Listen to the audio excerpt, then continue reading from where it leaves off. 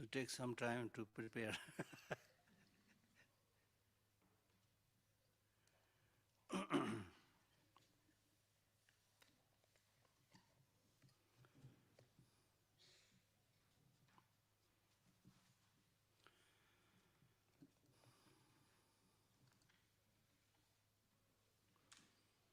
Okay, good morning.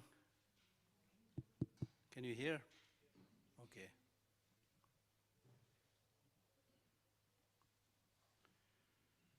So first of all, I would like to express my appreciation to the Tushita Meditation Centre for organizing this, and also express my appreciation to all of you who came from different places to attend these talks and teachings and other activities going on here.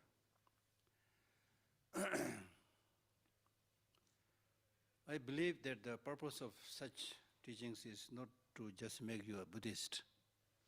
If you are already Buddhist, well and good. Otherwise also the purpose is not to convert anybody. The purpose is to learn how to live together happily, how to spend our short life happily, and how to live harmoniously, right? Now, if that is the case, then why do we need so much time, listening to somebody? We might think like that, Sometimes when we say, be good, then say, okay, I'll be good, That's so easy. People think like this. Why we need to go to a Buddhist monastery or temple or attend some talks and teachings? It looks very simple, but it is not that simple. Therefore, the Buddha summarizes his teachings by saying, do not do anything that is negative, do everything that is positive, completely discipline your mind. This is my teaching. Very simple, 4 lines. But when we explore the meaning, then the first line says, do not do anything that is negative.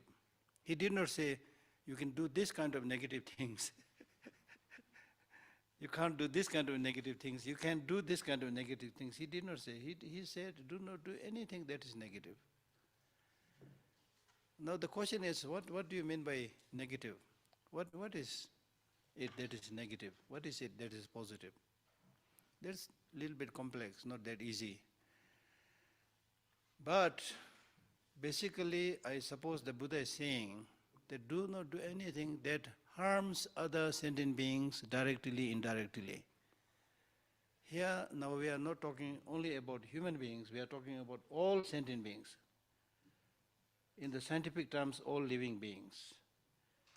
If you use the Buddhist term, all sentient beings. Okay? Directly, indirectly harming others. That is negative. That is wrong. Why? Because by nature, whether you follow any religion, no religion, that is secondary. What is important is, right from the birth until we die, we all want peace. We all want happiness, right? Whether you are doing business, you are doing this for happiness. Whether you are becoming a monk, it is supposed to be for happiness. Whether you get married, it's supposed to be for happiness. Everything is supposed to be for happiness. Meaning that we have this inborn wish to be happy. And we have this inborn wish to shun and remove suffering. That is our natural right. There's nothing wrong with that. Right? Right? And in fact, according to Buddhism, we say this is actually good news. Good news in the sense your inborn wish to have happiness shows that you have that potential to be completely happy if you make that attempt. You have the potential. But if you don't use that potential, don't use that capacity, then that capacity will remain dormant, keep on sleeping, and you will not get happiness. Right? So that's what we need to realize.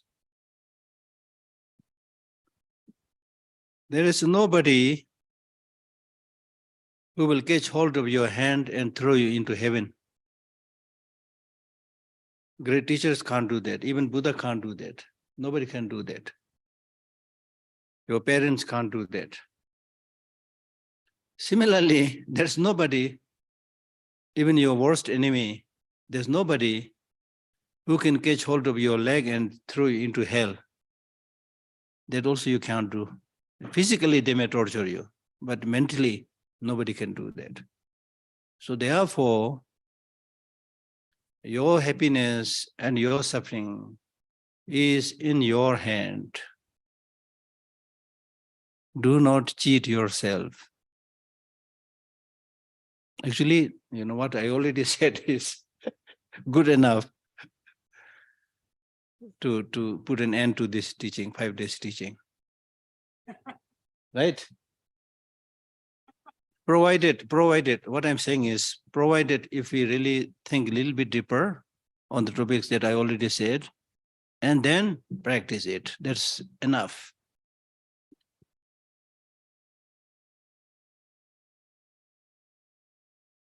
There is nobody, this is important because we think when you get a problem, we think this is due to that person. This is due to that enemy. This is because of the heat of the sun. Because too much rain. We keep on complaining all our problems to something outside of us. We cannot deny the fact that they also contribute. But the main thing that you need to understand is not so much what is happening outside of you, but the important thing is how are you responding to these things?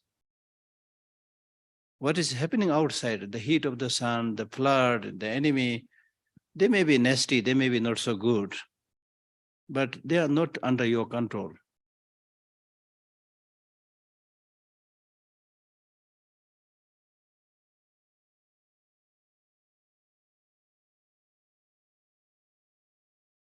Given situation. For example, if the sun is very hot, there are only 2 ways to deal with it. One, keep on complaining and say this bloody sun is so hot, you know. This is not the time to be so hot. You know, you complain and you curse the sun. Will the sun change its course? Will the sun say, sorry, madam, I'll become cooler? No. You can't do this. It will continue as it is. So with that kind of attitude, in addition to the heat of the sun, because of your negative reaction, you are making the situation much, much more worse and intolerable. And you become actually a victim to that. Similarly, when other people do something negative to you, and then you get angry and things like that, you are actually giving him or her the opportunity to bully you, to victimize you. So don't dance at the tune of others. I have been saying and telling people that number one thing that you need to keep in your mind to achieve success is to realize that you are the only original copy in this world. You are not a duplicate. You are whoever you are. You are the only original copy. You're not a duplicate. You're not a photocopy. Only original copy means you have your special talents. You have your special capacities. It doesn't have to be exactly like Bill Gates or Obama or whatever. It doesn't have to be that. The problem with us, we think that if I'm not like that person, I'm stupid. No. You may be not good in something like that person in this particular field, but you are good in some other field which this person cannot do. So you need to, first of all, recognize your own potential, your own talent, and use it, explore it. Come out shining. All of us. Right? So it is really, really important to realize this. If you don't realize this, then you will become, as I said, a victim to all the changing situations. Whether there's a COVID, you will become a victim to that. Whether somebody bullies you, you become a victim to that, So it is not actually the outside forces alone, but it is how you live, how you respond to the given situation. Like during COVID also, many people don't suffer at all because of their lifestyle, because they take precaution. So therefore, when the Buddha is saying, do not do anything that is negative, he's warning you, if you do these negative things, you are doing it at your own cost. You will suffer. And he's asking, do you want suffering? If you want suffering, then okay, go for all these seemingly pleasurable things. That's what we are doing today. We are all running after the 5 sensual objects.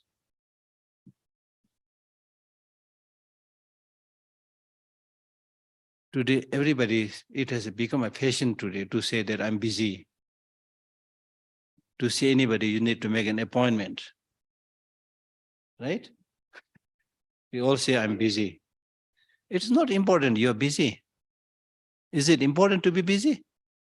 It's not important to be busy. What's important is, what are you busy about? किस चीज में व्यस्त हैं आप?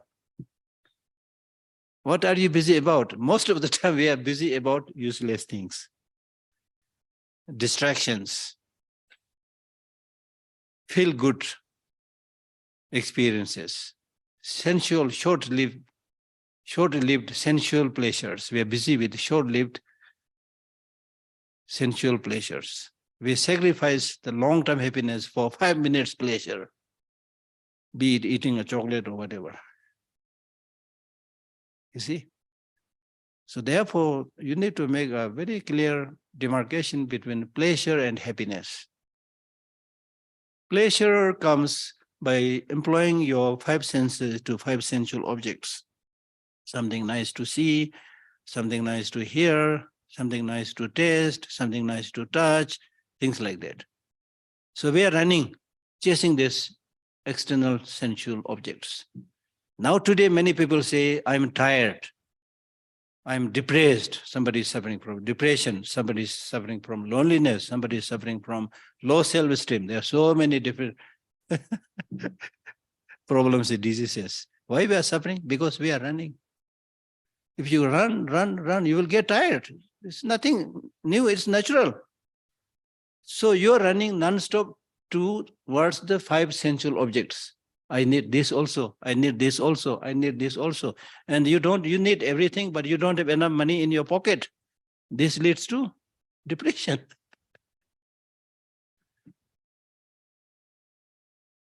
So much of the problem suffering that we experience is because of our unchecked greed. How much is how much? How much you want, really, honestly speaking,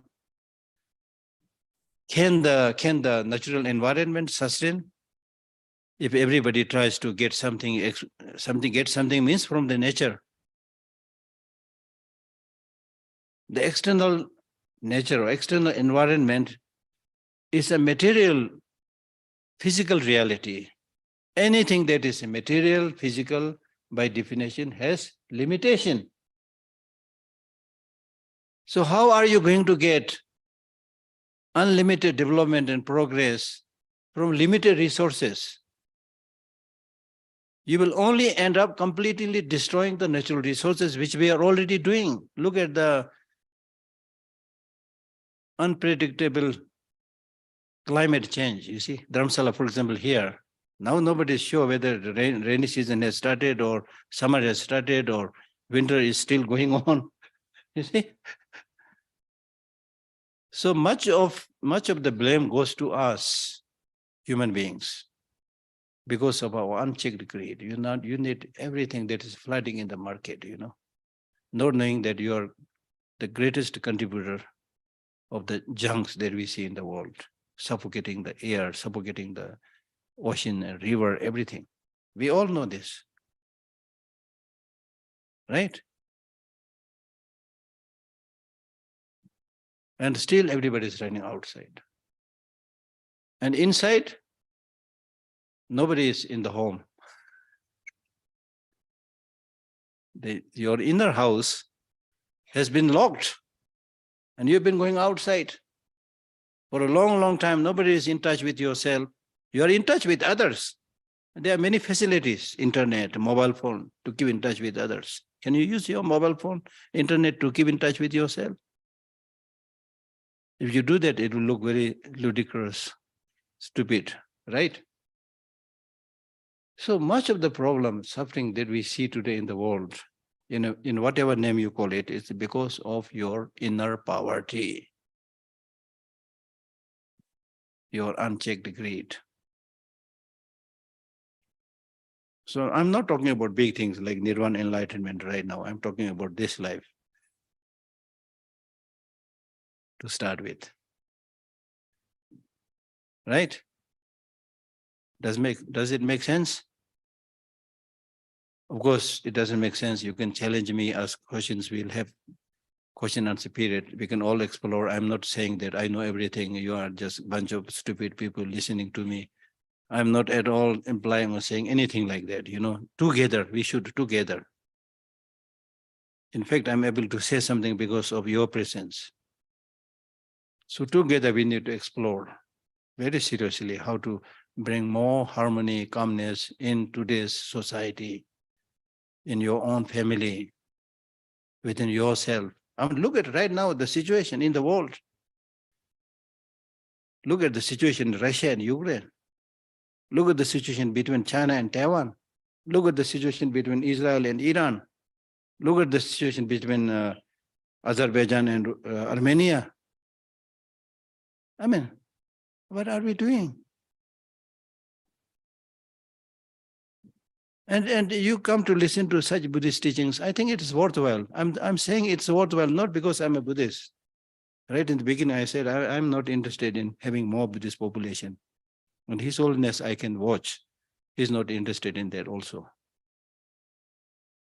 Right? But still we encourage people to study Buddhism.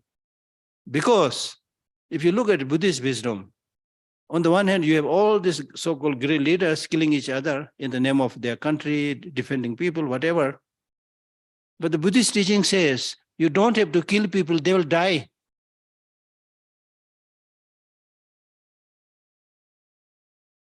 This is called, I think for me, this is called wisdom. Right? And I've been saying to make the teaching more practical and lovely and sensible, so that the teaching can move you a little bit, jolt you a little bit, because we need a little bit jolt, in order to wake up. Right now we are sleeping in ignorance. थोड़ा कुछ धक्का चाहिए, जोर, झटका बोलते हैं ना हिंदी में, झटका. वो चाहिए. You need a little bit of jolt. The jolt is, for example, right now we have 8 billion human population, right? 8 billion. Recently it became 8 billion. All these 8 billion of people will be dead. Not through nuclear bomb. I'm not talking about nuclear bomb. All this 800 billion people will be dead after 100, if I give a little bit discount, let us say 120 years from now, today, after 110, 20 years, we are all dead. Don't need nuclear bomb to kill people. And that is a general, that's when I say all these people will be dead, I'm talking in general. Now in your individual case, it may be in the next 40 years. It may be in the next 30 years. In my case, maybe next 10 years. Or lucky, maybe 20 years, or maximum 30 years, no more than that. Why we need to talk about these things? We need to talk about these things because unless much of this stupid, harming and killing and bullying and exploiting, these are happening because we don't have the realization of the way things are. We don't know the law of nature. So now when you realize that, okay, I have only 30 years to live, 40 years to live, that is also general kind of assumption. There's no guarantee that you will, if you are, say, 40 years, then today, there's no guarantee that you will live another 30 years and reach age 70. Because death, number one, is uncertain. It will come anytime. Number one, death is definite. Nobody can deny that. Second is, time of death is indefinite. It can strike you at any time. But at the time of the death, the only thing that is beneficial and helpful to you is if you have accumulated some spiritual practice.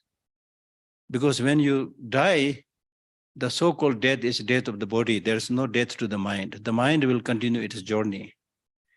So how good that journey will be depends upon in what area you have habituated yourself, in what area you have trained yourself, right?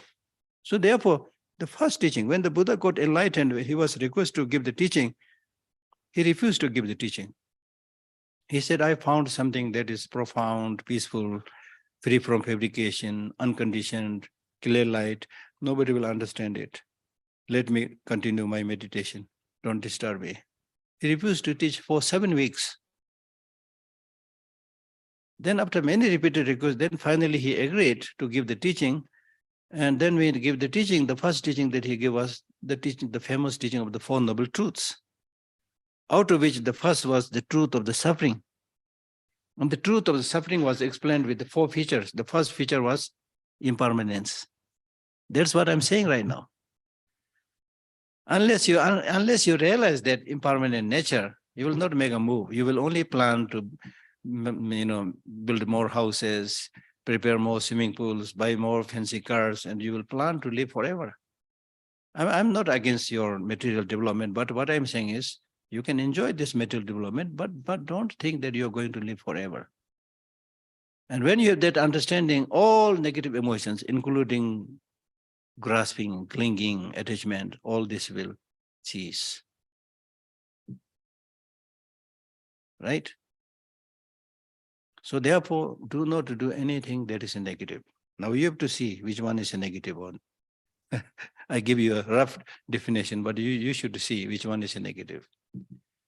Any activity that you do, any thinking that you generate, if it brings unhappiness in your mind and unhappiness in the mind of other people, is basically negative.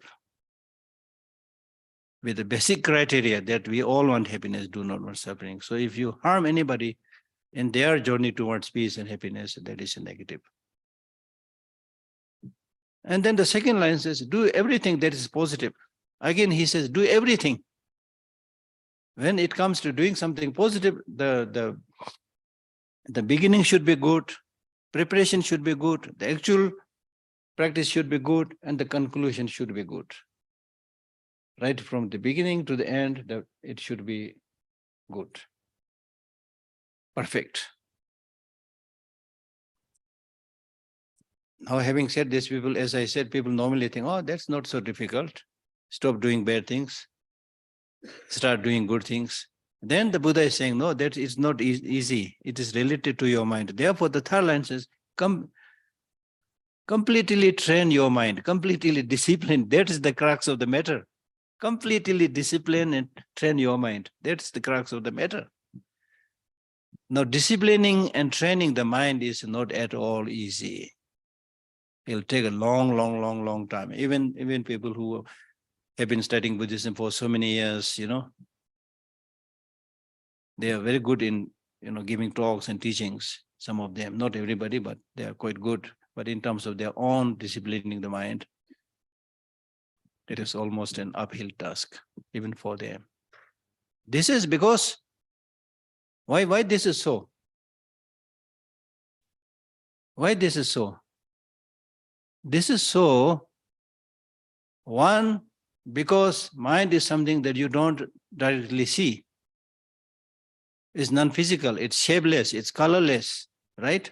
So anything, we human beings have a tendency to ignore all those things which you don't see directly. What you can see is your body, so therefore you will look after it. You will bath it and clean it and feed it and clothe it, and do some jogging exercises and things like that. For the body, for the mind, what have you been doing?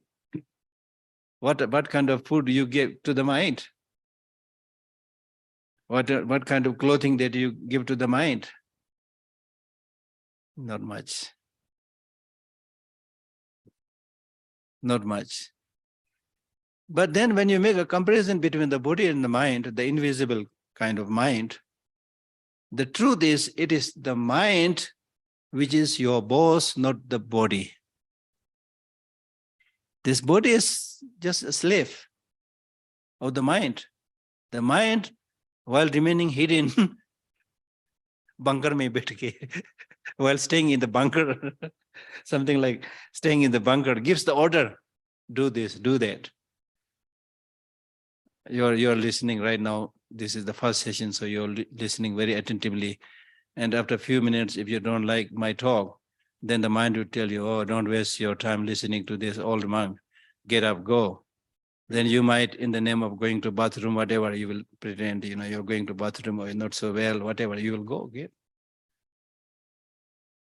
So mind is dictating. And the mind is like a lightning.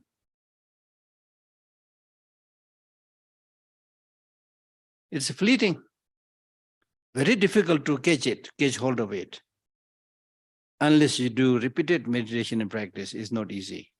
And especially when you look at in which direction the mind is going. The mind goes primarily to what is easy, what is negative, what is pleasurable, not towards what is more, harmonious and happy and long-lasting and peaceful. Why this is so? This is because there may be many reasons. One is, in Buddhism we say, because you are habituated with this process of thinking about the negative things for many years. So that die habit is with you. Therefore, you easily engage with negative things and not so easily engage with the positive things. But according to the scientific finding, probably, if you look at the process of evolution, because originally we are also animals, right? When you are an animal, you have no possibility to listen to a teaching and transform your mind and sit down and do meditation, right? When you were an animal, your main concern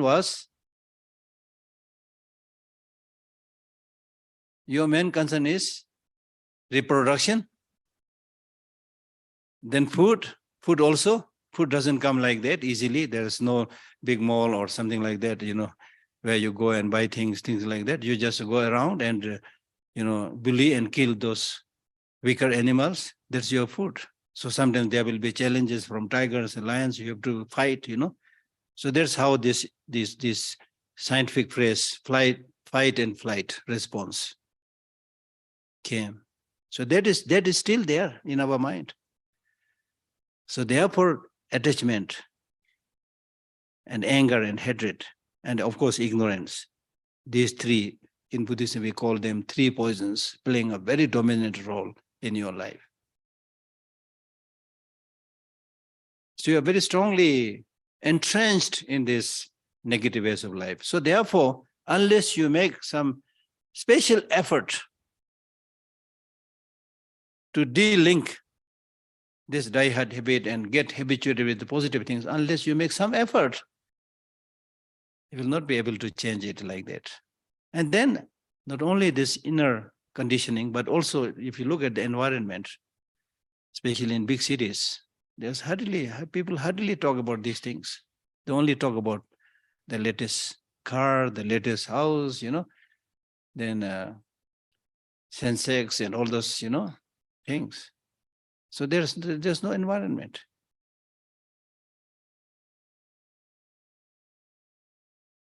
We have not removed the negative emotions within oneself. The objects of developing negative emotions are there all the time. Sab kuch baitha hai to develop desire. And our improper way of engaging with these negative things are also there.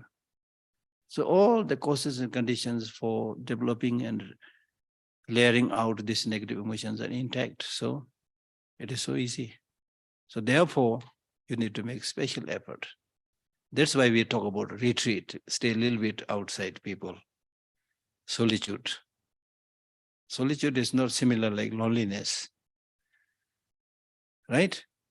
So therefore, completely train your mind. That is the process. You train your mind through meditation, through mindfulness, and whatever other methods you use. But my understanding is train your mind means basically train your mind in accordance with the law of nature. This is my explanation. In Buddhism, the Dharma, for religion, we use the word Dharma. Dharma is not similar to religion, although roughly speaking, we use it. But Dharma means any practice which will help you stop the negative thing, negative activities. Dharan kare to Dharma. That means you adopt those good ways of life which will give you happiness, peace, and harmony, and give up those things which will harm you and harm others. So that you should do in accordance with the law of nature. As I said, if you look at the law of nature, actually there is not much room for harming each other. As I already mentioned, we are all going to die after 100 years. We are all dead. So because of this fact, now you can use your common sense. What it is good? What is good to do while I'm alive? For example, if this is my last day today, is it good for me to engage in bribe, exploitation, killing? Huh? Does it make sense? Or if you're sure you are going to die after 10 years, is it good that you bully other people, harm other people, steal from people, tell lie? It's nothing to do with religion. It's common sense. Right?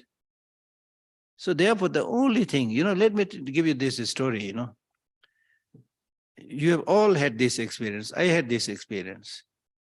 Like, for example, if you, take a flight or check in a nice fancy hotel, 4-star, 5-star, whatever, nice fancy hotel.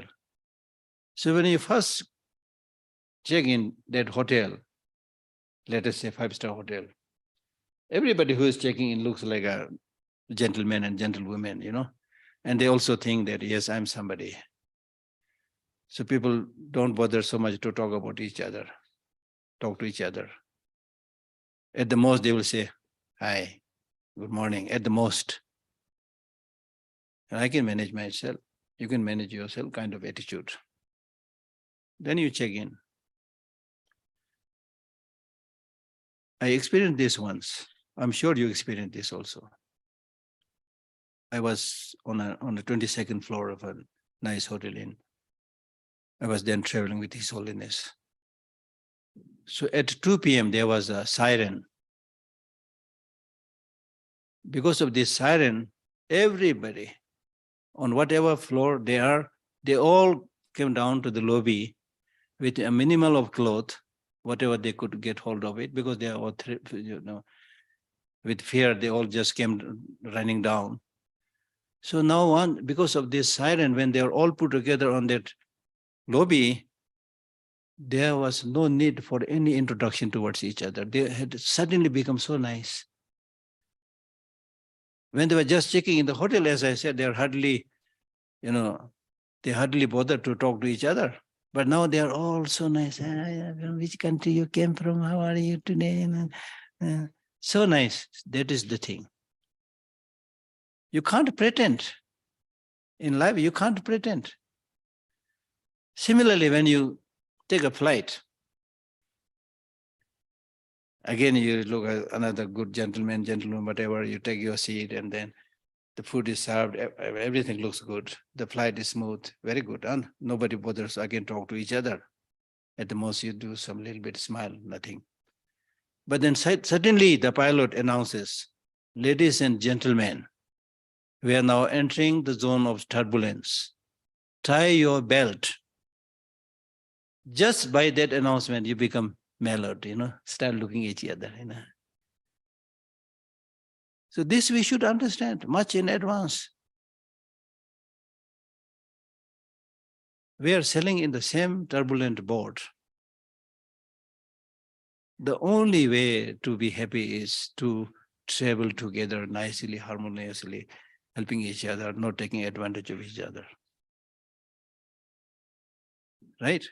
So therefore, completely do not do anything that is negative, do everything that is positive, completely train your mind. That is my teaching. So I wanted to say these things in the beginning, and I'll keep on saying a little bit here and there, because when it comes to the reading the text, I can read it quickly also, but you can also read it, and some of them may be not so easy to understand. But I want to say something which hopefully makes sense in living your daily life. Okay? Now, when we give the Buddhist teaching, now this particular text is called Bodhisattva way of life. Bodhisattva way of life. Here you need to understand two things. Many of you may be all Buddhists, so you know this, but for the sake of those who probably are new, when we talk about entering the Bodhisattva way of life, first you need to understand this word Bodhisattva. Bodhisattva. Bodhisattva is person. These two words you should know. Bodhisattva is person. Then we have another word, Bodhicit. Bodhicit is not the person, it's the mind.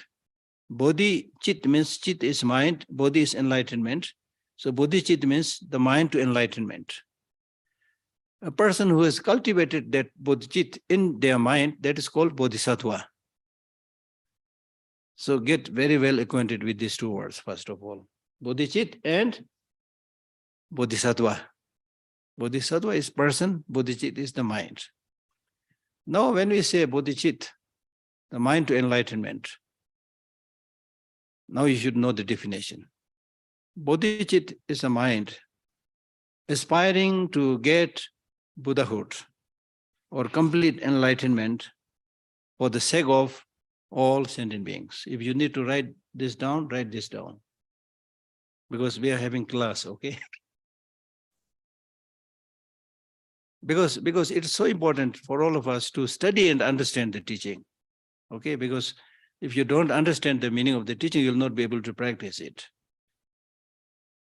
You know, in the Tibetan community and other Buddhist communities, traditional Buddhist communities, they expect so much blessing from the teacher, like His Holiness. I do accept that His Holiness and other great teachers may have some capacity to give some blessing. But for a person like me, I don't have that capacity to give you blessing.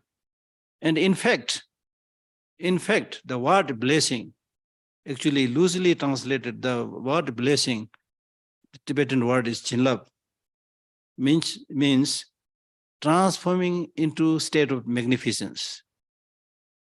Transforming into a state of magnificence. You yourself getting transformed into a state of magnificence. Now you can look at the meaning. Nobody, even your teacher, cannot transform you into a state of magnificence unless you practice. So you need to give this blessing to yourself.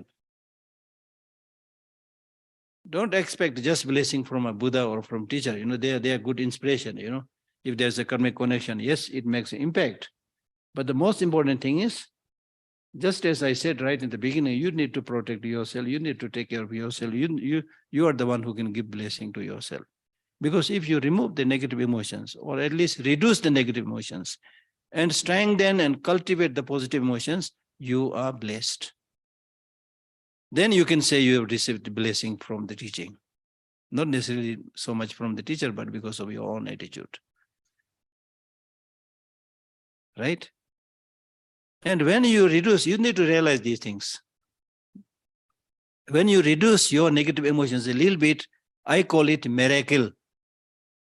These days people talk so much, oh, it was miracle. Yes, you can perform that miracle.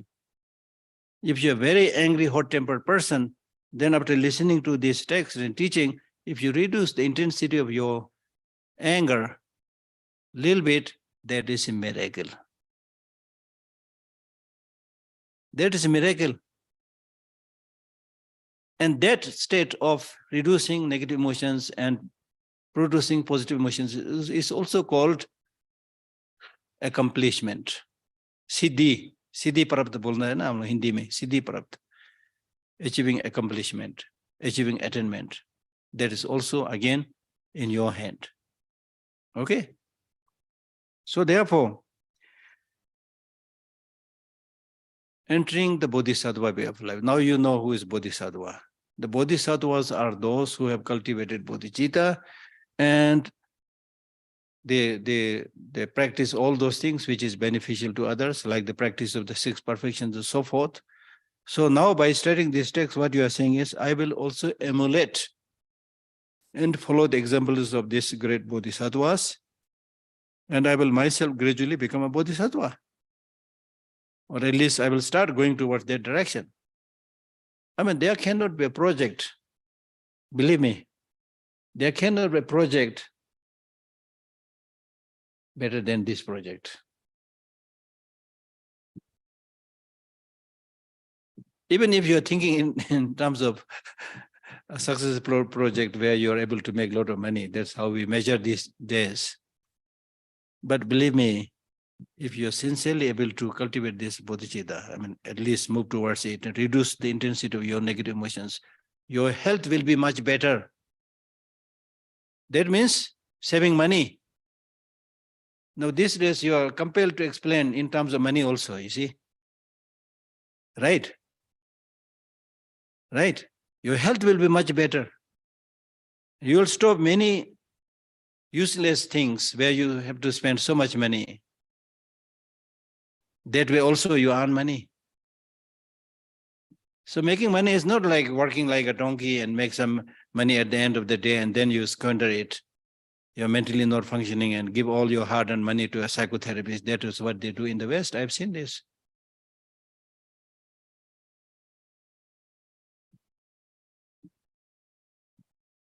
In my own case, I'm not so smart in the sense of making money and things like that. But that turned out to be a blessing to me. I never worried about this, is honestly speaking, not because of my practice, but because of maybe my personal nature. I'm not good in making money, things like that. But I never suffered from shortage of money.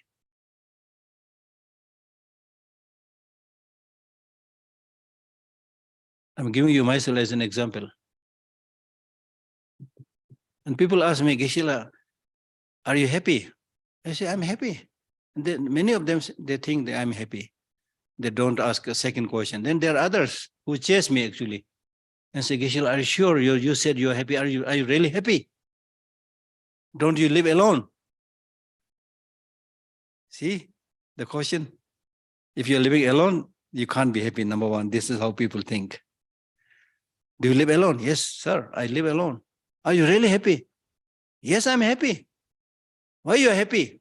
I'm happy because I have a place to sleep. I have something to eat. There's no war going on around my place. There are hospitals around, nice people around. What else I need? You see? Happiness is a choice. It's a state of mind. Right? So again, I'm not encouraging or discouraging you to, I'm not saying don't make money. There's no harm about it. I run an institute, I need money there, I work hard, very hard. Right? But I'm not against money. But what I'm saying is to see the wealth and money as the most important thing in human life is completely misplaced. Completely misplaced. Right? So therefore, I must say that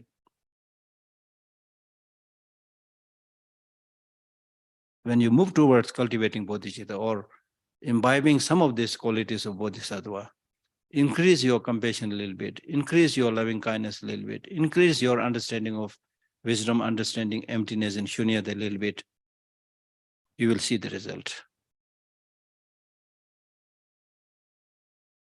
Now is the scientifically proved that with positive attitude, blood pressure goes down. It is a very healing effect to your mind, to your brain. Because when you talk about brain or mind, It also functions in accordance with the law of nature. And law of nature, not only human beings, trees and everything, they need harmony, they need peace. So when your mind is calm and peaceful, with a positive thought, your health will be much better. Your sleep will be much better. There will be less worry, less anxiety. So you will also, your aging will also slow down. There will be less wrinkles on your forehead. You see? His Holiness the Dalai Lama is now 87. You don't see much wrinkles on his forehead, still very cheerful. Right?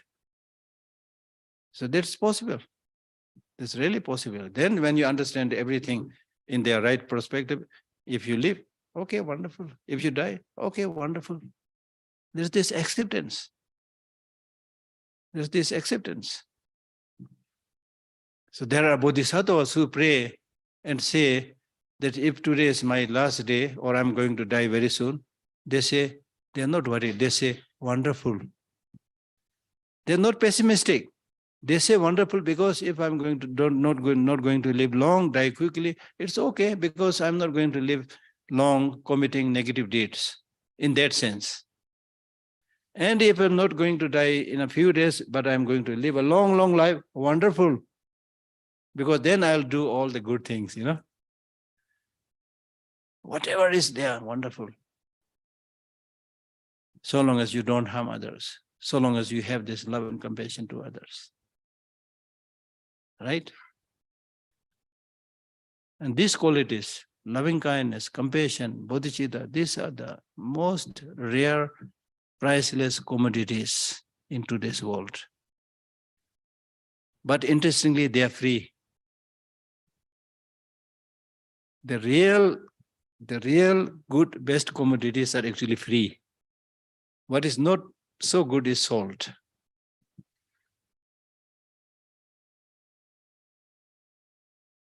So much so these days we are trying to even sell your own values if money is forthcoming. There's a tragedy. There's a tragedy. Right? So therefore we should all consider fortunate and lucky that we are able to spend this time together in Dharamsala, holy place where His Holiness lives, and many eminent practitioners lived earlier. His Holiness's two teachers and many teachers lived here, meditated here, passed away here. So Dharamsala is a very holy place in that sense. And then we all of us are like-minded people. We are all like-minded people wanting to do something good. That is priceless.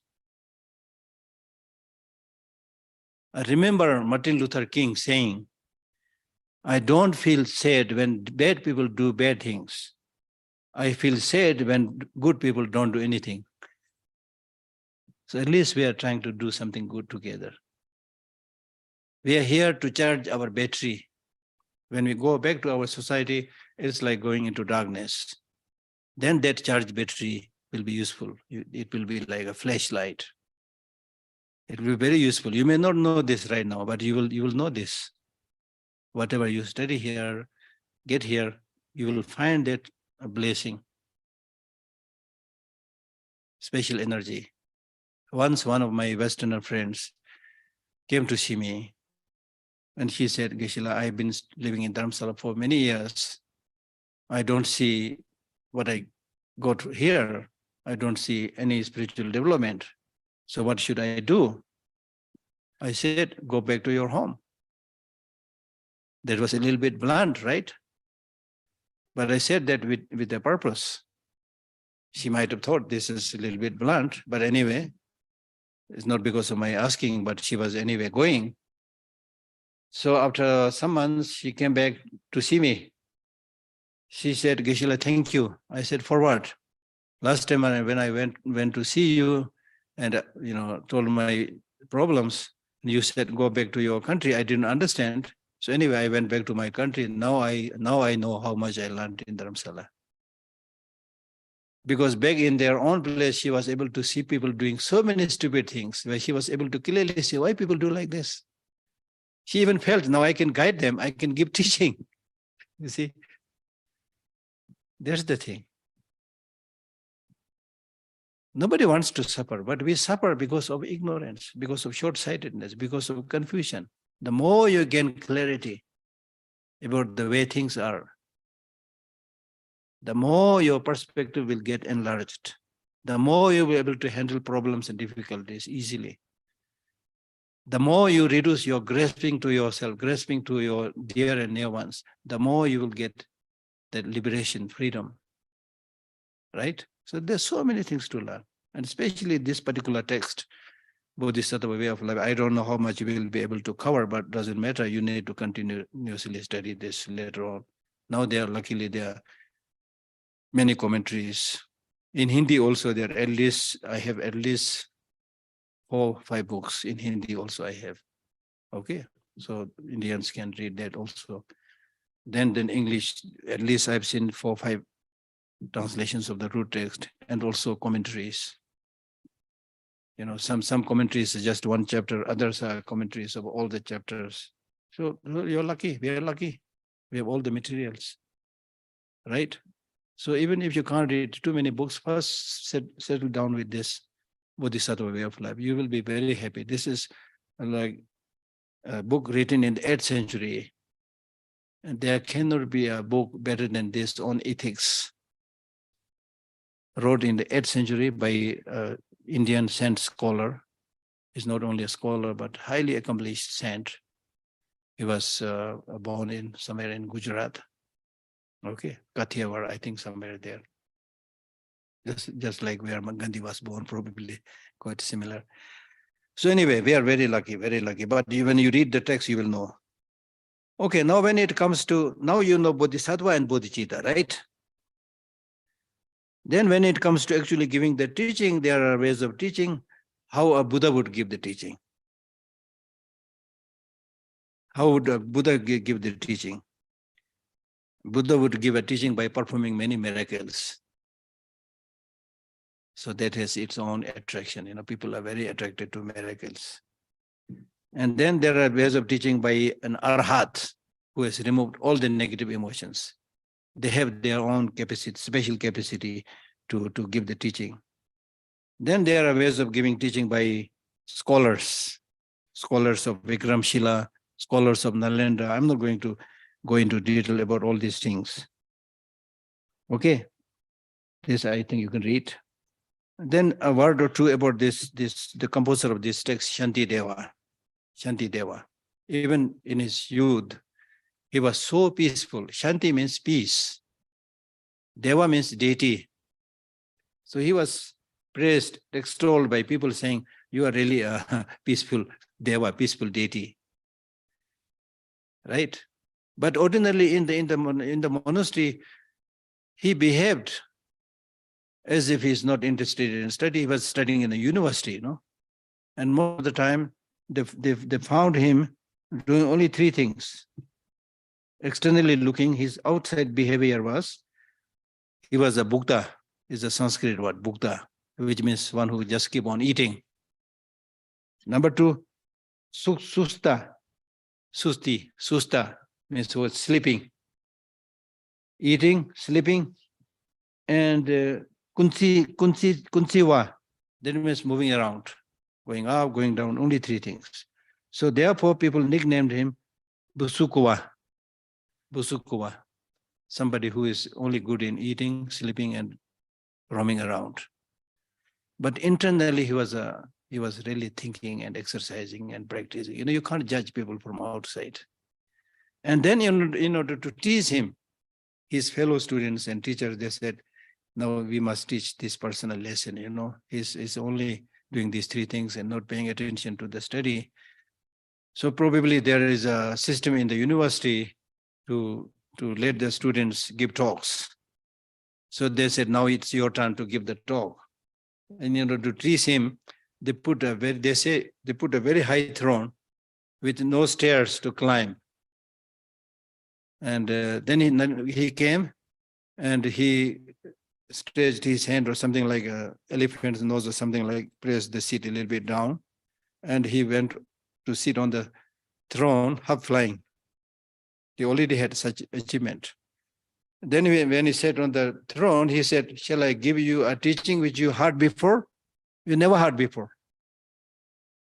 Then his fellow students and teachers again teached him by saying, because you have been always doing things which is different from other people, give a teaching which we never heard before. So then he gave this teaching of 10 chapters. And it is said that at certain, I think in the wisdom chapter somewhere, when he was teaching on the emptiness, he actually virtually flew and disappeared. So this should, at this point of time, you may or may not believe, but that's not important. But what is important is you read the text, then you will find out things. So this is, briefly speaking, this is the master who wrote this text. Okay.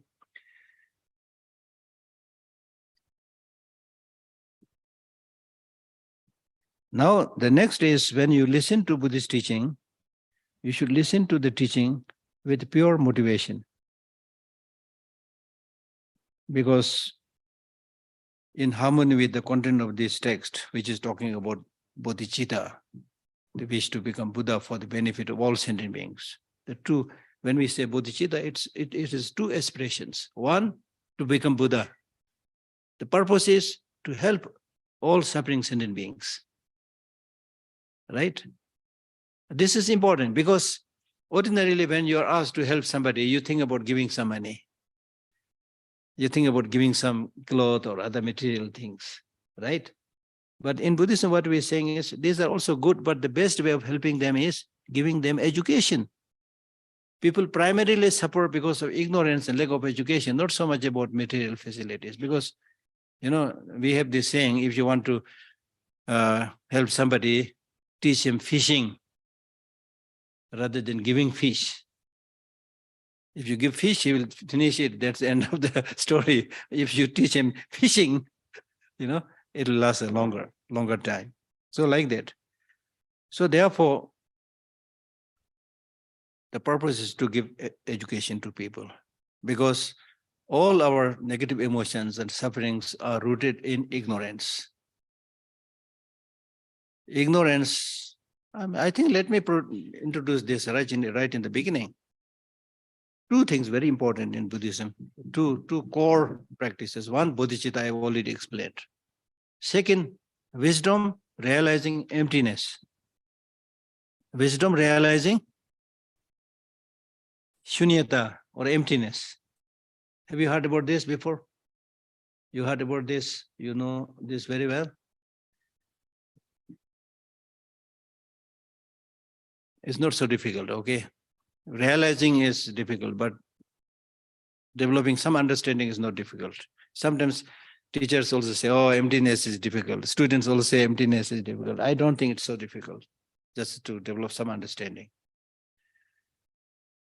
Now, if you understand these two things a little bit, bodhicitta and wisdom understanding emptiness, you are fine now. More or less, you know this whole text. Now let us therefore spend some time about this thing called shunyata, emptiness, and the wisdom understanding emptiness. Wisdom understanding emptiness and this altruistic mind, bodhicitta, these are like the two wings of the bird. Just as a bird, when it has two wings, it can soar and fly into the space. Similarly, when you have these two qualities with you, you can go to the state of enlightenment, Buddhahood. In other words, in simple language, what I'm saying is, even to have harmony, happiness, and peace in our life, we need two things. One, good heart. One, knowledge. In Hindi, I call it dil or dimag ka santulan. You need two things. Why you need two things? It's very clear. For example, there are people who are quite intelligent, who make nuclear bombs or who make so many other things, right? But because of lack of compassion, altruism, that most of the time that knowledge becomes not so useful but very destructive. Even in our ordinary society, much of the confusion and problems are created by people who are so-called educated people. The villagers, most of the time they suffer, of course, due to lack of education, but they don't create so much problem in the society. The so-called educated people can speak. So-called educated people can write and create divisions, right? And disharmony in the society, right? So therefore, what we are saying is in our life, we need the combination, good harmony of head and heart. Head means you should have knowledge. Knowledge is not just about mathematics and other things. Here we are talking about knowledge of the reality, the way things are, like impermanence, emptiness, and so forth, the way things are. And actually, when you develop that understanding, compassion will automatically come, actually. As I already mentioned, if you know that everybody is going to die, then there is not much need to hurt and harm each other. Naturally, you will develop this feeling, right? For example, if you imagine yourself moving in a very rocky boat in a turbulent sea, then you are not so interested about which country you came from, you are man or women, all the only thing that is concerning is how we can together swim together, help each other, right? Because you now know the situation, the turbulent sea, the rocky board. So at that time, the only thing that makes sense is let us be nice to each other, console each other, encourage each other. So similarly, when you develop a good understanding of impermanence, emptiness, and other laws of nature, naturally you will develop all these qualities of the heart, like compassion, bodhicitta, and so forth. So anyway, these two, which I call combination of head and heart, or harmony of head and heart, is in a simple language, that is what we need in our day-to-day life. Now in Buddhism, we are taking this a little bit higher, on a higher scale. Then we use the word bodhicitta and wisdom, understanding emptiness. Now bodhicitta, you already have some understanding, right? Now let us talk a little bit about this thing called shunyata, emptiness. Now listen carefully. I will speak slowly. Emptiness is not equal to nothingness. Number one. Emptiness is not equal to nothingness. Now what we need to understand here is things exist, right? You are there, you are existing, I'm existing, this building is existing, everything that we see around the building, houses, trees, flowers, whatever, computers, everything existing. Right? No issue. Everything that is existing can exist only in two ways. There are only two possibilities in terms of their existence. Only two possibilities. One, either they should exist dependently or they should exist independently. There's no third possibility. These two are mutually exclusive. No third possibility. Okay. Are you clear up to this point? Two possibilities exist independently or dependently. Now, which side you are going to take? Everything, I'm saying everything, all phenomena. They exist either dependently or independently.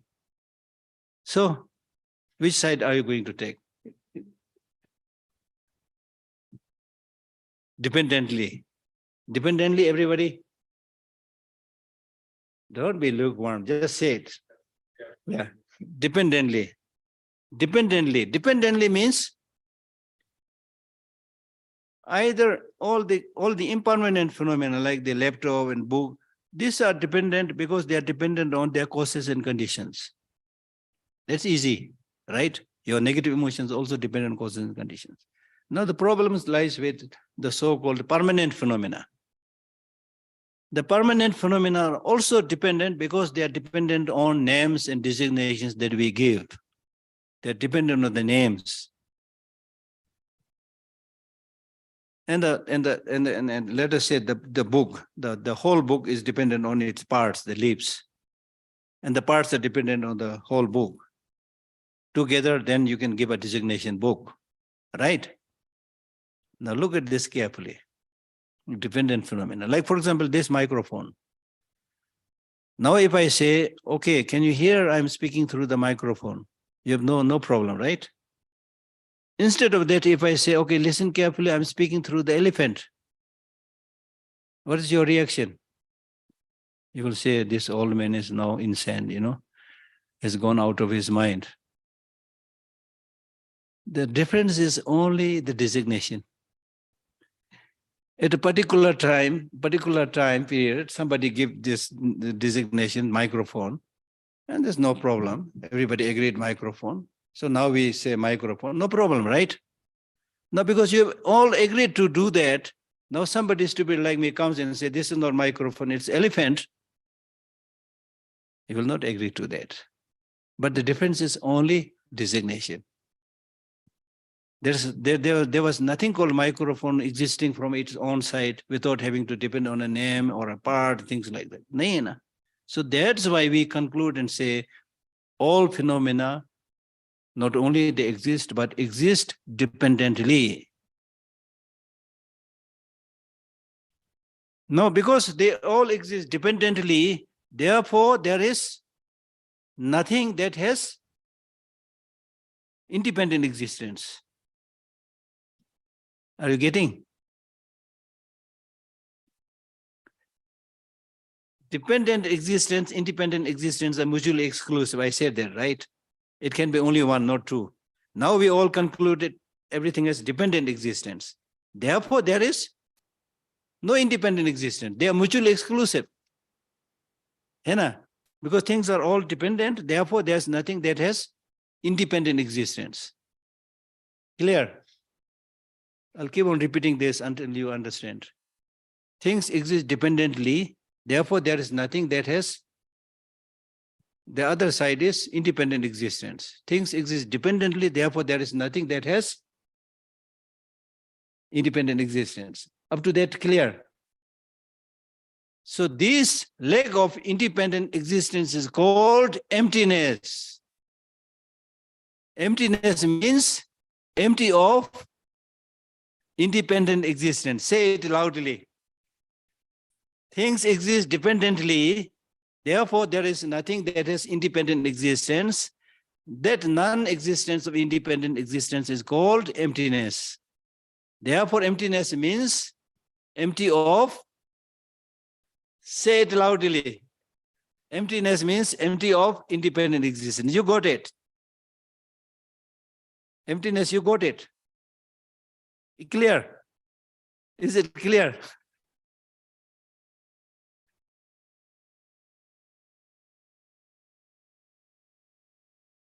Let us speak like this.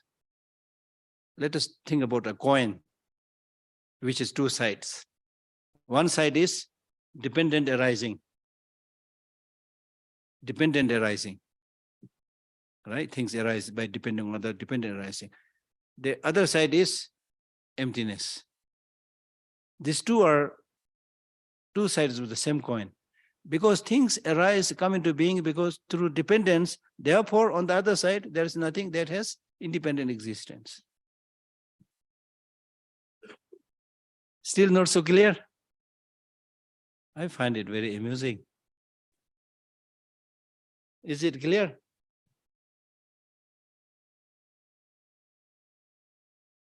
Emptiness is not, number one, as I said, emptiness is not equal to nothingness. Emptiness means empty of, because things exist, they don't exist independently, therefore empty of independent existence. Empty of independent existence means there is no independent existence.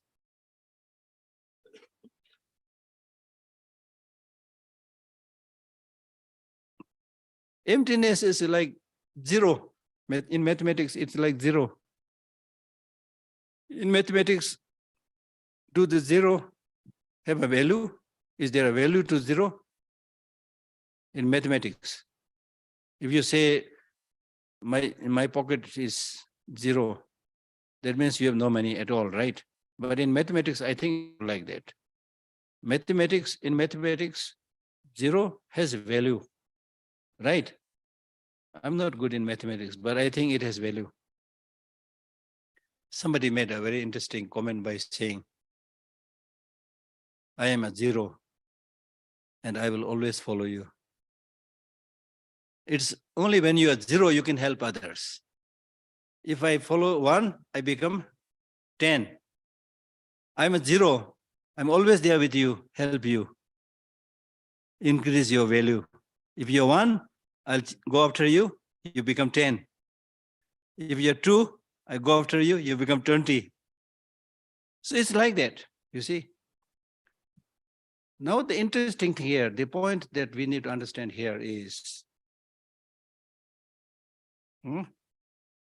time is over?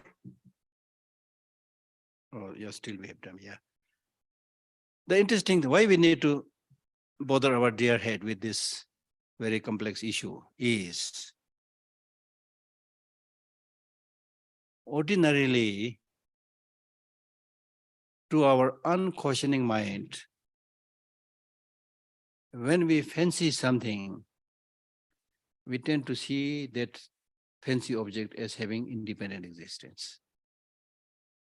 To our ordinary unquestioning mind, right now you're a little bit thinking, okay, so you're able to understand a little bit, but in your daily life, you don't keep on asking questions, right? To our ordinary unquestioning mind, when we like something, we tend to see that thing that we like as having inherent independent existence.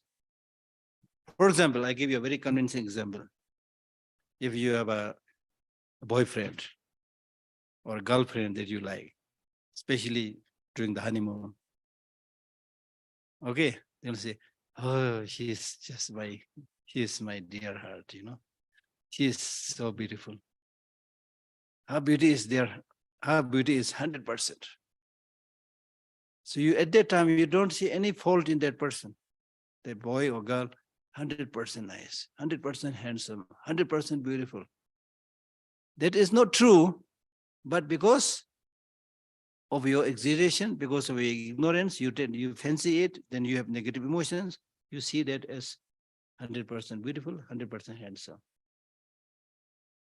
which is not realistic. Not only not realistic, but the problem of not being realistic is when you see that person or that car or that building, whatever, 100% good, you develop obsession with that. You develop excessive attachment with that. You don't want attachment, right? Your job is to reduce negative emotions, right? So you develop attachment and obsession. Contrarily, if there is someone else who, let us say, is your sworn enemy, then you tend to see that so-called enemy as 100% negative, 100% horrible. I cannot have negotiation with this person. I cannot have dialogue with this person because he's just embodiment of everything that is evil. Then you develop excessive hatred, disliking, rejection, right? Now, if you're a little bit more realistic and see that everything comes into being through many causes and conditions, then this person, so-called good, or this object, so-called good, also has faults also, limitations also. Then you're able to make connection with that person in a realistic way. Otherwise, in the initial period, you think this person is 100% good, then you spend a little bit of time together, then you start seeing the ugly side, then you say divorce. Right? Right? So therefore, what is being encouraged is to see the things as they are, not what you want to see. Most of the time, the problem that we make is we see what we want to see, not what we should be seeing. We hear what we want to hear, not what you should be hearing. That's the problem. So now the Buddhist teaching is saying, don't just listen to something because you want to listen, but listen to the reality. See the fact. Right? See the fact. So now when you see the fact, when you realize that everything comes with being by depending on multiplicity of causes and conditions.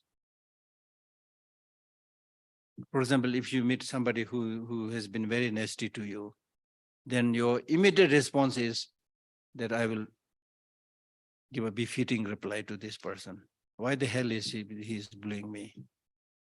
That kind of negative reaction. But if you calm down and think carefully, okay, this person is behaving negatively, not necessarily he is enjoying it. There may be many other causes and conditions which made him angry. And when the causes and conditions come to play, I also get angry. So I should, instead of responding negatively, find out what is his problem. Sit down and talk. Let him calm down. All these possibilities then come into being. Right? So therefore, it is important to develop this understanding of shunyata, which means emptiness, loosely translated. Emptiness means empty of, say it loudly, emptiness means empty of independent existence. Things exist. When things exist, there are only two possibilities: dependent existence or independent existence. Now you know that things exist by depending on many causes, conditions, names, and designations. Therefore, there is no independent existence.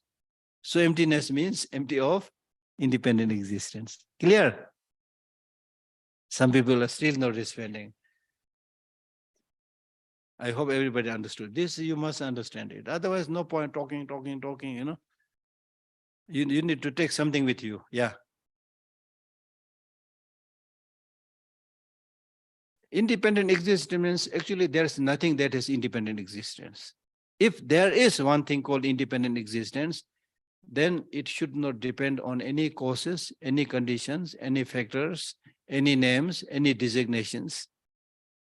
For example, if there is a child in the family, okay, if there's a child in the family, and the teacher give a homework for the child to do. If the child says, I did it myself, that means he had not consulted his parents. If he had consulted or took their help in doing the homework, then he can't say, I did it myself. Right? So like that. When it's dependent on some other causes and conditions, then you can't say independent. So therefore, from Buddhist viewpoint, strictly speaking, in ordinary terms, okay, I'm an independent country, you know. Right? There's a different context. But in today's world, you can see how independent you are. Every country is dependent on others. In that sense, therefore, we need to understand that every country is dependent upon each other. Therefore, we must be nice. We must learn to live harmoniously. You see? Right?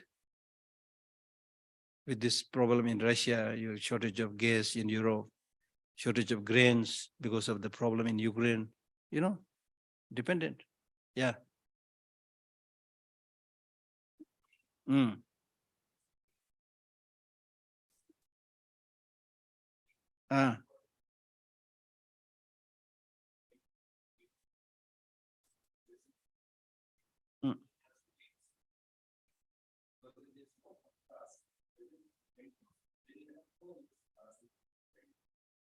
No, I don't think, as I said, these two, dependence and independence, they are mutually exclusive. No, conceptually we say if there is a thing called independent, then this should be like this, but it is not there. Just for the sake of comparison, conceptually, we take such an example, but there is no such a thing. Right? Now, that is not the main question. The main question is, you brought this example of snake, which is very good. Please sit down, which is very good. Now, the main question that people normally ask is a deeper philosophical question. People say, if things don't exist independently, you know, ordinarily people think, if things exist, they must exist independently. That's how people think. That's why I use the word to our ordinary unquestioning mind. We think unquestioning mind. We think if things exist independently. Now, when philosophically you are told that things don't exist independently, now you are agreeing with me that things exist dependently. But if you really think carefully, it'll give you a big jolt. If things don't exist independently, there's no charm now. There's no charm. Everything is like a illusion, as you said. Everything is like a dream. Then what is the meaning of living? In fact, this question was asked to me by a young Russian fellow when I was giving a public talk in Moscow. I was speaking something like this. I was basically talking about you always need to maintain a positive attitude, don't keep on complaining, things like that. Then there was, not this one, okay, this is another topic. So there was, when I was speaking something like what we are talking right now, that things exist dependently, not independently. Then this young Russian boy got up and said, if things don't exist independently, how can I love my girlfriend? He was thinking. Because to our ordinary mind, we think the girlfriend that you love must be there from its own side. The beauty must be from their own side. She must continue to stay with me all the time. She should never die. When you're thinking, if you ask the question, of course you'll say she will die, but that's not how we think in our daily life. And that's why when somebody dies, some of your near and dear one dies, you get completely shocked. If you had understood this point much and before, you will not get shocked.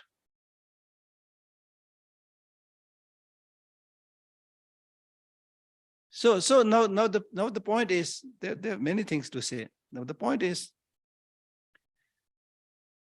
you need to make this subtle distinction between existence and independent existence.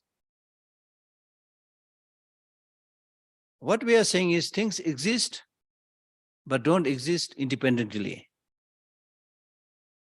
Now the problem, as I said, is when you say things exist, don't exist independently, if you think carefully, you feel uncomfortable. It's not only you, but many philosophical traditions, they accept that things exist independently. It's in the Madhyamika, the highest Buddhist school, they say things don't exist independently. And some other schools also do. But there are others who say things exist independently. Right? But now when you actually analyze how things exist independently, number one. Number two, when things don't exist independently, then how can they exist? How their existence continue to provide to our problems and sufferings? That's how we think. Now, for example, you brought out that example of snake also. I'll tell you this story of happening in India. Once there was an Indian teacher, he was giving some teaching to a group of students by the side of the river. And after finishing the teaching, he told one of his students, take this book and put it on the table in my living room. And he goes there and then, returned completely frightened. Guruji, teacher, I can't go there because there is a snake at the foot of the table. Then the teacher said, okay, don't worry, I'll give you some mantra, special formulas to chant. Chant this and then the snake will be scared and it'll run away. Then when they are chanting the mantra, it didn't help. So Guruji, I chanted this mantra, it didn't help, the snake is still there. And then he said, okay, take this lamp. Take this lamp. And when he took this lamp and went, and when he came closer and closer to that place where there was supposed to be a snake, he found there was no snake. It was a coil of rope. Because of dimness and then the way it is, coiling, it looked like a snake. There was no snake at all, but he developed fear as if there is a real snake. That's my point. It's because of our ignorance. There's nothing to be scared about, but because of ignorance, we develop all this fear, just like the fear that you developed by seeing that coil of rope. Right? And then the second important thing is, if things don't exist independently, things simply nominally, conventionally exist, then how can they produce fear? How can they produce happiness? So therefore, the reality, ultimate reality of phenomena are compared to illusion. The best example is, for example, tonight when you go to sleep, some of you might get nightmare. Some of you might get a very happy, peaceful dream. You're actually sleeping. You're not doing anything. But when you get the nightmare, you get so frightened, you even start perspiring. It is not that something is there actually, but it is your mind is making up. Right? And then similarly, there can be another dream where you see somebody you like he's holding the Dalai Lama, somebody talking to him, in some cases even receiving a teaching, you feel so happy, When you wake up, you're full of happiness. So this clearly shows things doesn't have to exist independently, but there are things that exist dependently because of our own attitude, designation, causes and conditions come together. But there's nothing that is forever continuously staying. There's nothing that is independent existence. Everything. That's why we say everything is in a flux. Now this is proved through the scientific findings also. Your brain keeps you telling the lie all the time. The so-called optical illusion, you see. Right? So the more you understand that reality, the more you'll be able to handle all the problems much better and remove unnecessary fear, unnecessary loneliness, unnecessary depression, all these things. So because things exist and things exist dependently, that is actually good news. Things exist dependently means by employing the necessary causes and conditions, you can create happiness. You can strengthen your loving kindness. You can strengthen your compassion. If things exist independently, then it's the way it is. There's nothing that you can do. But the good news is things interplay. That's what the Buddha found. Because he was, for a long time, watching people, what they are doing in their daily life. He was a prince. I mean, I'm not talking about his many lives, but in his life as a prince of the king Shuddhodana, he was a prince. He has all the luxurious material facilities at his disposal, but he was watching how the farmers are working, Year in and year out, the farmers were cultivating, do that back-breaking job, and then gather some crop and eat in this year, and next year again they have to do the same thing. So that was also samsara, cycle. They want happiness, not getting enough. They don't want suffering. They're getting a lot of suffering. Then he, as a great thinker, he started thinking, why? From where the suffering is coming? From where the happiness is coming? Is there a cause and condition for suffering and happiness? If there is a cause and condition for happiness, suffering, then because we don't want suffering, we should minimize the causes and conditions for suffering and maximize the causes and conditions for happiness, then we'll have happiness. So that is how he taught the Four Noble Truths teaching. And then also when you understand everything like an illusion, this will lessen your attachment. I mean, this is talking big right now. I don't know whether you're mentally prepared to listen to this or not. Really? So physical, for example, our physical form is like a physical form. Physical body is like a form, FOAM. Bubble, it is like a bubble. This has been said in the Buddha's teaching 2,500 years back, and scientists are discovering only today. Now scientifically you can explore and find out it's really just a bubbling energy, go to the cellular parts, everything. It's many bubbles, working together. It's in a way frightening. With our eye is not so penetrative to see all these realities. So somehow, in a way, it is good. Right? And we see only the concrete part. And when we trust that concrete part, develop obsession with that. But when you really think about it, there's not much substance there. Therefore, in this very book, later on you will read, why should an impermanent phenomena, why should an impermanent person develop attachment to another person who is impermanent?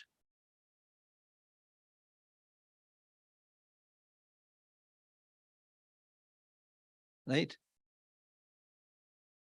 I'm tempted to give you this example, which I normally share. Like, for example, let us say on this table in front of me, there is an elderly person, man or woman, over 90 years old. Very old, 90 years, over 90 years old. Not only age-wise old, but also very sick, with the wounds all over the body, pusses and bloods oozing out. If you see such a person here, lying here, will you develop attachment? Will somebody come forward and say, I want to marry this old man or old woman? I'm giving you a very big message, okay? Why you are not saying that you want to marry this old man and woman? Because you have seen the actual reality. When you see the actual reality, negative emotions don't arise, but the good news is positive emotions arise. When you see this old men and women, nobody wants to marry, but everybody wants to at least help that person. This poor old man, poor old women, take him or her to hospital, give him or her some medicine, give him or her some food, clothing. The positive side to come. This is a big kind of almost like a big discovery. Because I give many talks, so sometimes while giving talks, I get a glimpse into such aspects of reality. You see? So that's why we have been talking about understanding shunyat or emptiness, or basically law of nature.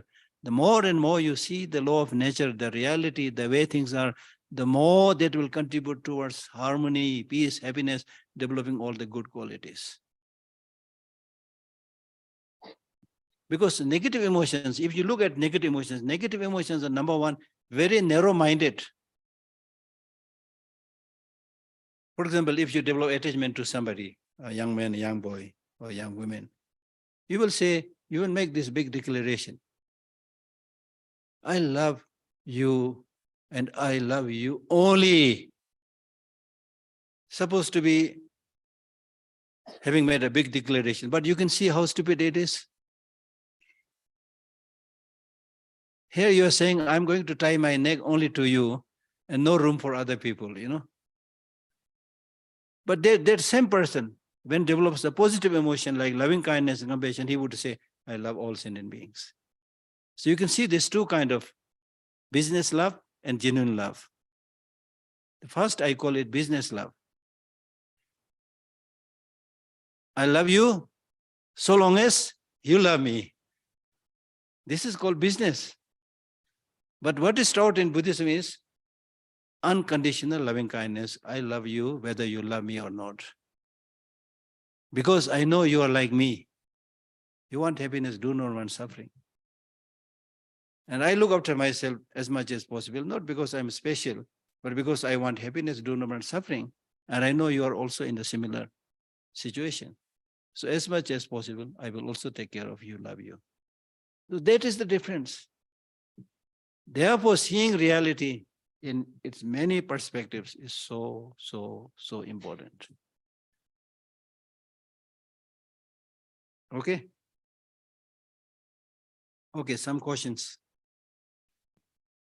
Yeah.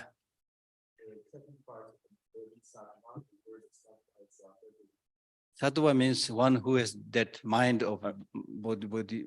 Okay, so should I ask again? Yeah. I asked what does the second part of Bodhisattva mean? So sattva. Sat bodhichit.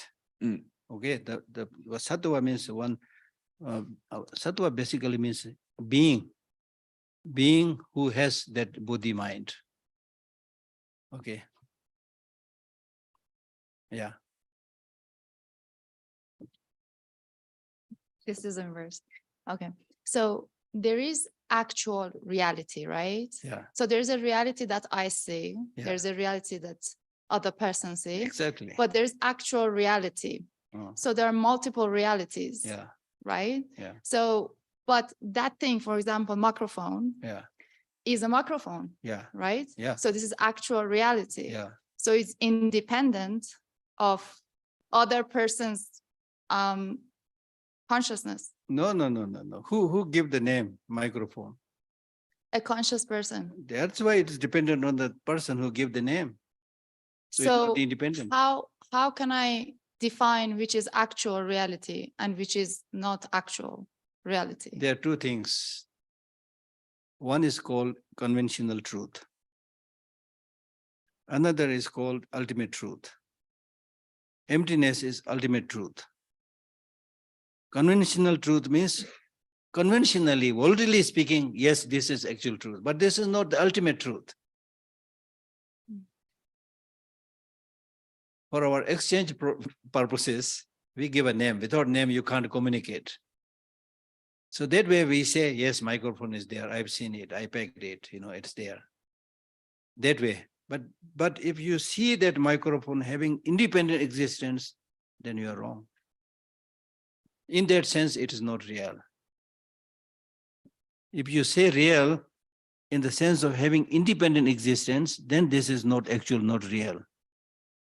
But if you say this microphone is real because somebody gave a name, it is functioning, in a conventional state, it is true. And what is ultimate?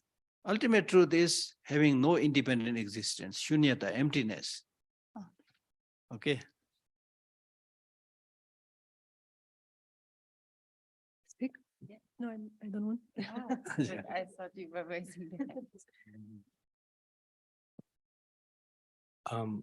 You gave two examples. Yeah. One is a boyfriend or girlfriend Yeah. versus an enemy. Yeah. On the enemy side, I can see if you look at the causes and conditions that produce that person, you can detach yourself from an anger that might arise for that person. But on the boyfriend-girlfriend side, if you look at the causes and conditions, I find that it's hard to detach myself from that love I feel for that person. So I know they're both the same thing, but I give you the example of this, all men and women. You see, for example, if you imagine this boyfriend, girlfriend as a skeleton, will you still continue to develop that attachment? I would like to think so, but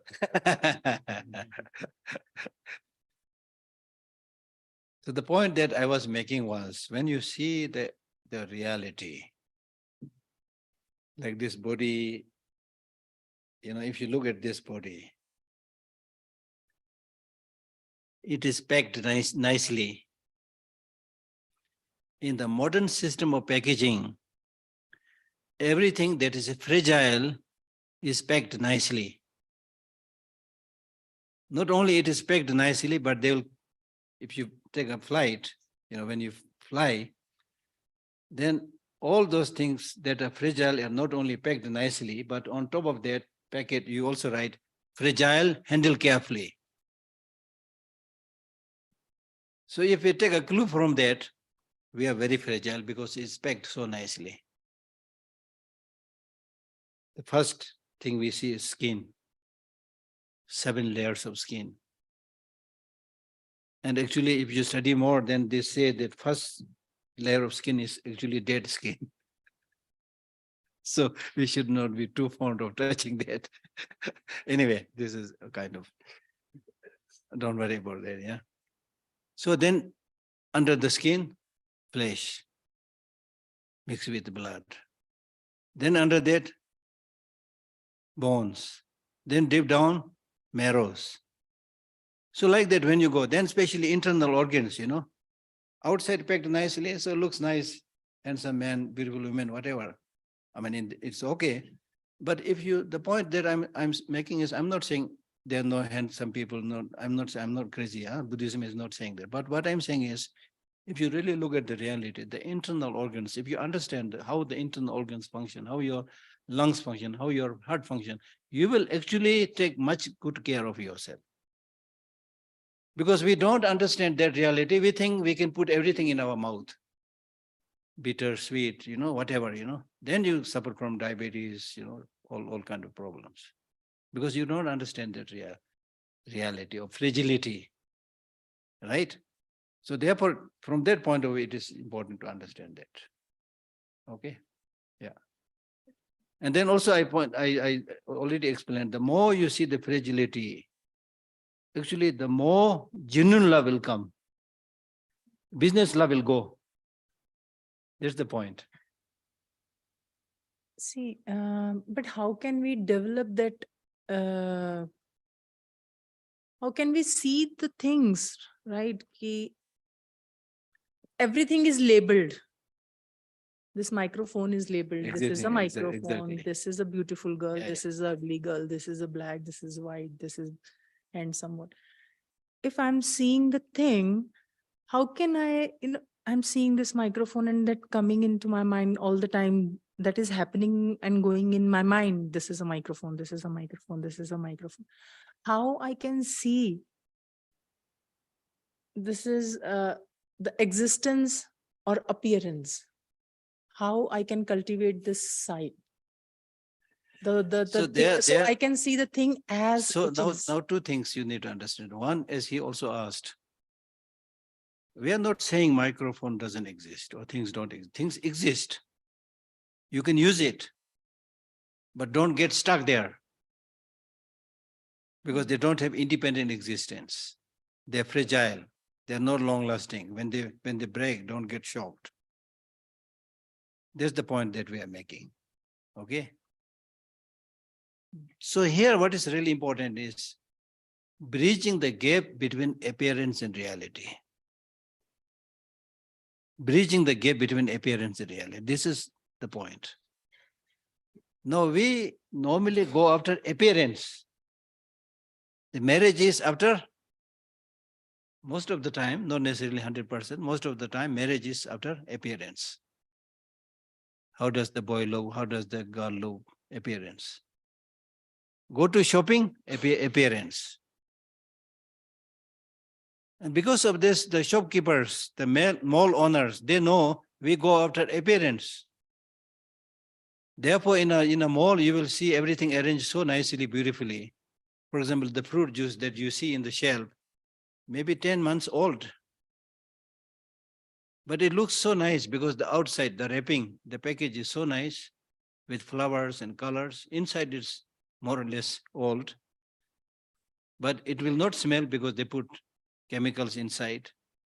But we go after that, you see. We go after appearance. Then they also say, buy one free, appearance.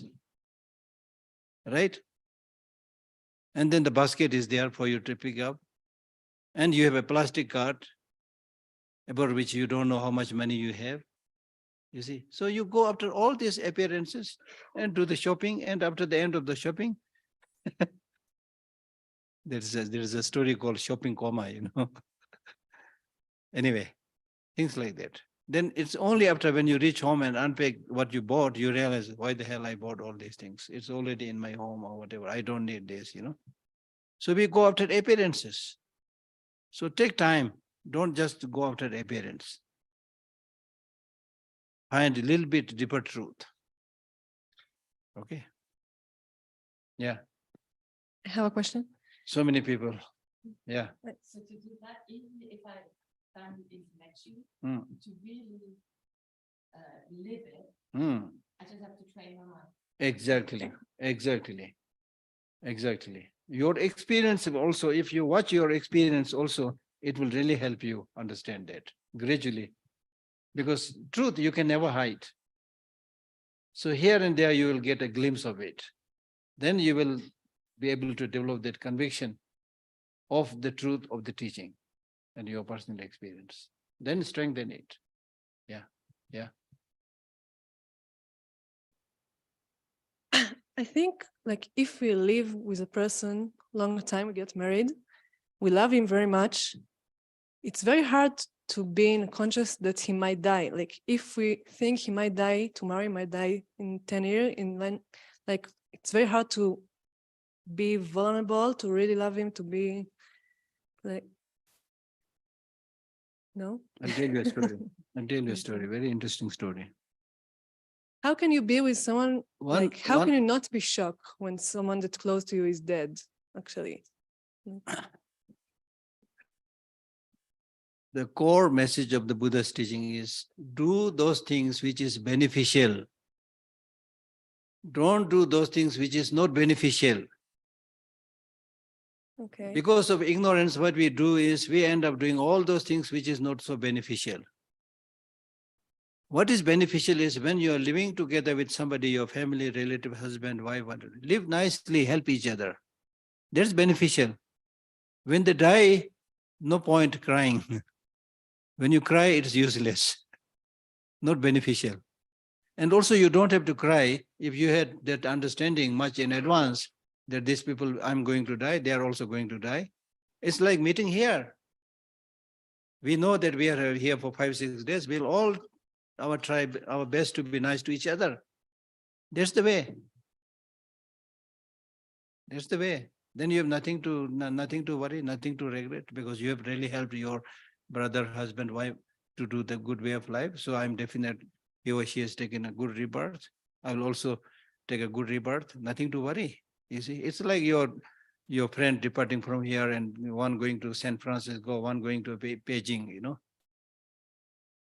You don't worry because they are doing fine. I'm doing fine. It's like that, yeah. Okay. And then also, your question, it's not easy. Yes. Obviously, not easy doesn't mean you can't do it. I mean, even getting food is not easy. You have to do a lot of work. But it's not, you're not saying it is impossible, which is good, yeah. Okay. So then would would emptiness be the independent force itself? Because like in yoga, they talk about Brahman, or in Taoism, like the Tao or God being the source of all of the illusion. Can you repeat this again? Yeah, so would the emptiness itself be the independent force? No. And then I was saying, like, because in yoga there's Brahman, and in other traditions there's like the Tao or God, and that's like the source of all illusion. Yeah, so two things. One, as I said right in the beginning, there's nothing whatsoever. There's nothing whatsoever that has independent existence, emptiness included. Therefore, there is a teaching which talks about emptiness of emptiness. It talks about 16 types of emptiness. One is emptiness of emptiness. Emptiness is also a designation. So it doesn't have independent existence.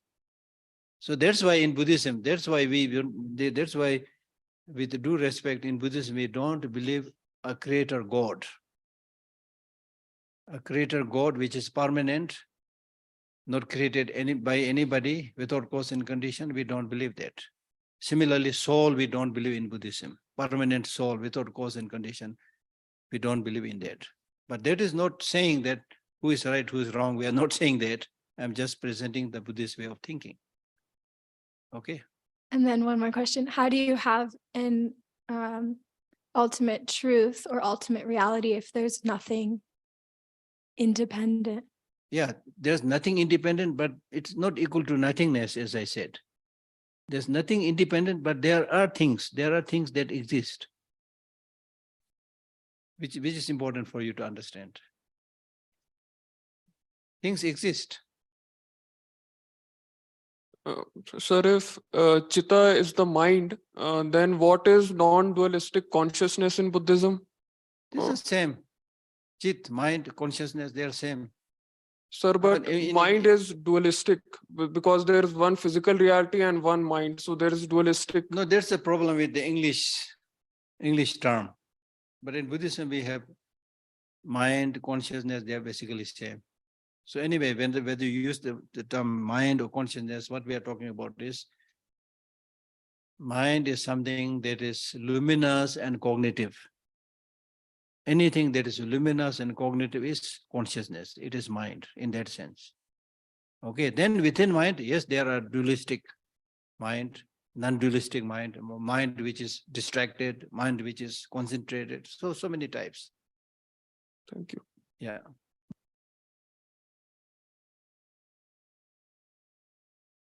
So Western philosophy talks about cultivating an independent mind, taking one's own decisions. So would that in any way be antithetical to Buddhist teachings, or how would Buddhist teachings No, that's respond to different that? meaning. Independent mind, that is a different context. I mean, you should do an independent research, or the country is independent. There's a different meaning. But here, when we say there's nothing that is independent, we are saying there's nothing that is not dependent on any causes and conditions. Thank you. Okay. Here, yeah. Look at say everything is like independent. I'm sorry. Dependent, every existence, but you still look like it beneficial and unbeneficial and positive and negative as because things exist as independent. No. It's how it sounds. Like the example with the old woman, I can sit like and observe and see the bigger picture and look at every existence and see what it's dependent on. But still I can develop like a sense of compassion, but my conclusion about what to do about it can be because it exists. Negative and positive in different minds of people. Yes, because they exist. Mm-hmm. They don't exist independently, but they exist. Okay, but still if I sit and observe everything and get the bigger picture, I can come out with the different conclusion than yours for negative and positive and what it is. Within that existence, there are positive, there are negative, they are good, they are bad, because things exist. Mm-hmm. Okay. Then what is positive and negative? Like, as I said, positive is any action which you directly, indirectly help others. Yes, but your definition of help can be different than mine. Possible, yeah. You know, on the same topic, there may be 100 different opinions. Yeah. But I'm speaking only the Buddhist opinion. Mm-hmm. Okay. Yeah. Huh? Okay. Okay. Lunch break.